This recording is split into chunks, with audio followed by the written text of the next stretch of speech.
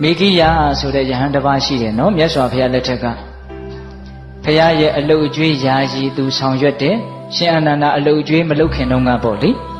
အဲ့ဒါနဲ့တနေ့တော့မြတ်စွာဘုရားနဲ့သွားရင်းနဲ့ဟိုးခလန်းလန်းမှာတရက်ဥယျာဉ်ကြီးမှိုင်းညို့ပြီးတော့မြင်တယ်မြင်တော့မြတ်စွာဘုရားတဲ့တပည့်တော်အဲ့ဒီတရက်ဥယျာဉ်ကြီးကိုလည်းမြင်တော့တရားသွားအထုတ်ခြင်းစိတ်တွေအယံပေါက်တယ်တပည့်တော်အဲ့ဒီသွားပါရစီအဲ့တော့မြတ်စွာဘုရားကချစ်သားငါဘုရားတပါးတည်းနောက်ထပ်အလုတ်အကျွေးယဟန်တစ်ပါးလာသည့်အထိစောင့်ဆိုင်ပါအောင်အရှင်ဘုရားတဲ့တပည့်တော်သွားတရားအထုတ်ပါရစေအရှင်ဘုရားကတရားအထုတ်เสียမလိုတော့ဘူးတဲ့ပြီးသားတပည့်တော်အခုမှပုထုဇဉ်ပဲရှိသေးတယ်ဒါကြောင့်တပည့်တော်ကိုခွင့်လွှတ်တော်မူပါဟောအဲ့ဒါလိုတောင်လျှောက်တာနော်အဲ့တော့မြတ်စွာဘုရားက3ချိန်တားတယ်မရဘူးဂိုင်းတရားအထုတ်ခြင်းလို့သွားတယ်ဆိုတော့ငါပဲတားလို့ဖြစ်တော့မှာပေါ့သွားလေဆိုတော့ဘုရားရဲ့တပိတ်သင်္ကန်းကိုအဲ့ဒီနာအသာချထားခဲ့ပြီးတော့သွားတာဗျာတရားအားထုတ်ခြင်းလွန်းတဲ့စိတ်နော်အဲ့ဒါကလည်းသူကအဲ့ဒီနေရာနဲ့သူနဲ့ကဓာတ်ခိုက်နေတာအဲ့ဒီတရေဥယျာဉ်ကြီးကတစ်ချိန်တုန်းကသူကရှင်မင်းဖြစ်ပြီးတော့ထိနှံဆွဆန်ခဲ့တဲ့နေရာကြီးတဲ့ဒါသူမသိပါဘူး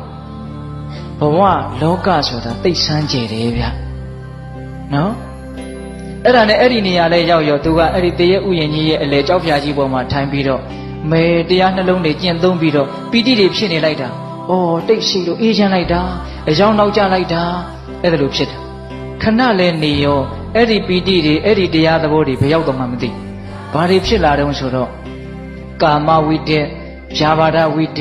ဝိဟိန္ဒဝိတ္တတွေတစ်ခုပြီးတစ်ခုဝင်နေတော့တာပဲတဲ့အဲ့ဒါနဲ့ तू ချွေးတွေတောင်ပြန်လာတယ်လို့ဆိုတယ်အဲ့ဒါနဲ့ तू တရားချပြီးတော့သူ့ကိုယ်သူစဉ်းစားတယ်ဩအံ့ဩစရာကောင်းလိုက်တာငါယုံကြည်မှုနဲ့ယဟန်ဘဝကိုရောက်ခဲ့တာငါတကယ်မြင့်မြတ်တဲ့စိတ်နဲ့ဒီနေရာမှာမြင့်မြတ်တဲ့အလုပ်ကိုလုပ်မယ်ဆိုပြီးတော့လာခဲ့တာဘယ်နဲ့ကြောင့်ဒီဝိတက်ဆိုးတွေဝင်နေပါလဲဖယ်လို့ကိုမရဘူးဖြစ်နေတာအဲ့ဒါသူရှင်မင်းဘဝကဖြစ်ခဲ့တဲ့အကြံတွေကအခုချိန်မှာလိုက်ပြီးတော့ဓာတ်ခိုက်နေတာတဲ့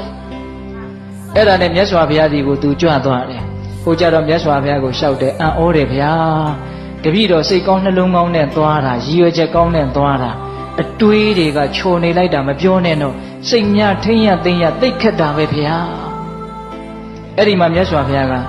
ချစ်တာစိတ်ဆိုတာအင်မတန်လျှက်ပေါ်လော်လီတယ်အင်မတန်တုန်လှုပ်တယ်ဘာဝနာဘက်ကိုတင်လိုက်ပြီဆိုလို့ရှိရင်ရေထဲမှာနေနေကြငါးကိုကုန်းပေါ်မှာပြစ်တင်လိုက်တော့တစ်ဖြက်ဖြက်တုန်လှုပ်သလိုမျိုးပဲတဲ့ကာမအာယုန်တွေထဲမှာအမြဲနေခဲ့တဲ့စိတ်ကိုစိတ်ငြိမ်ရာတိတ်ဆိတ်ရာလဲတင်လိုက်ရောလုံးဝအိမ်ဒီမရဘူးဖြစ်သွားတယ်တဲ့ဒါကြောင့်တဲ့လေးသမားဟာသူ့ရဲ့မြားတံကိုမိအပူပေးပြီးတော့ဖြောင်းတယ်လို့ပညာရှိတဲ့လူဟာကိုယ့်ရဲ့စိတ်ကလေးကိုဖြောင်းမအောင်ပြုတ်ပြီးတော့ယုံထွက်နိုင်ခဲ့တဲ့ဒီမန်နဲ့ရဲ့လက်ကနေယုံထွက်နိုင်အောင်ကြိုးစားရမယ်ဒီမန်ရဲ့ကိလေသာမန်ရဲ့လက်ကနေယုံထွက်နိုင်အောင်ကြိုးစားရမယ်လို့တရားဟောတာအဲ့ဒီမှာတလက်စတယ်မြတ်စွာဘုရားဘာပြောလဲဆိုတော့စေတောဝိမု ക്തി အရဟတမေအရဟတဖို့လို့ခေါ်ရတယ်စိတ်ရဲ့ကိလေသာကလွတ်မြောက်ခြင်းလို့ဆိုရတယ်စေတောဝိမု ക്തി နော်အဲ့ဒီစေတောဝိမု ക്തി ကိုရင့်ကျက်စေတဲ့တရား၅မျိုးရှိတယ်ပိဋကရဲ့တရားကနည်းနည်းလေးနဲ့လာတယ်လို့ထင်ရတယ်နော်အရဟတမေအရဟတဖို့ကိုရင့်ကျက်စေတဲ့တရားဘယ်နှပါးရှိတယ်၅ပါးရှိတယ်နံပါတ်1မိတ်ကောင်းဆွေကောင်းတဲ့နော်နံပါတ်2ပါတိမောက္ခတံဝရသီလကိုကျင့်တရားတဲ့ဟုတ်လားနံပါတ်3စကားကောင်းကိုချမ်းချမ်းသာသာလွယ်လွယ်ကူကူရနိုင်တဲ့အခွင့်အရေးရှိရမယ်တဲ့ဟုတ်လားနံပါတ်4မကောင်းတာတွေကရှောင်ဖို့ကြိုးစားတဲ့နေရာမှာကောင်းတာတွေပြည့်စုံအောင်ကြိုးစားတဲ့နေရာမှာထက်သန်တဲ့လုံလဝရိယရှိရမယ်တဲ့နံပါတ်5ဖြစ်ချင်းပြက်ချင်းကိုထွတ်ထွင်းပြီးတော့မြင်နိုင်တဲ့ဉာဏ်ပညာရှိရမယ်တဲ့ဘယ်နှချက်လဲ5ချက်မိကောင်းဆွေကောင်းသီလစကားကောင်းကိုရနိုင်တဲ့အခြေအနေပြီးတော့ဗာလဲဝိရိယပညာအဲ့ဒီမှာမြတ်စွာဘုရားကချစ်တာတဲ့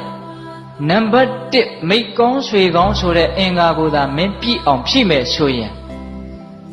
သီလလည်းရှိမယ်လို့မျှော်လင့်ရသီလတေချာပေါက်ရှိလိမ့်